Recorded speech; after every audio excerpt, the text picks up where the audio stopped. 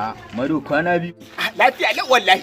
An sha gari. Wallahi talla. Ai dama na ga ma tun da na ce ma zan zo.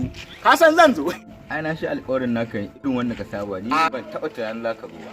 A ina ai na daina. To ya gida. Lafiya kalau. Alhamdulillah. Ana hama da gugar. Ca. Mado akwai wani sabon mahaukaci da ya fitine mu a wannan unguwa tamu. Sare-sare yake kamar me? Ya sari dan gidan Mariya.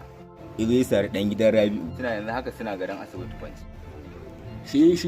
Shi mahaukacin? To ya muka iya da shi. Ƙarya ne wallahi. Na sha tabara na sha yasin na sha rigakafin alatsi ne. Allah ba wani mahaukaci da ya isa ya zo ya tayi min da kura wallahi. Ba wani mahaukaci da nake guje wallahi. Ni wallahi ka bata min rai ma wallahi.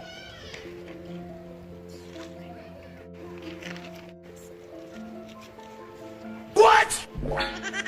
Kaga shashasha ina za kuma? Abokina?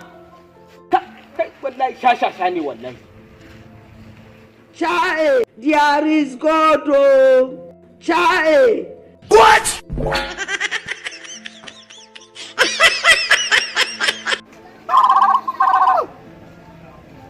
Tahin nona. Tahin nona. Ƙarya ne wallahi.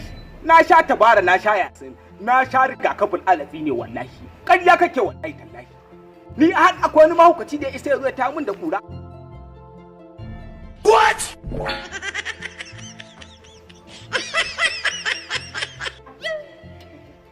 Chae, there is God. Ka tayi nauna.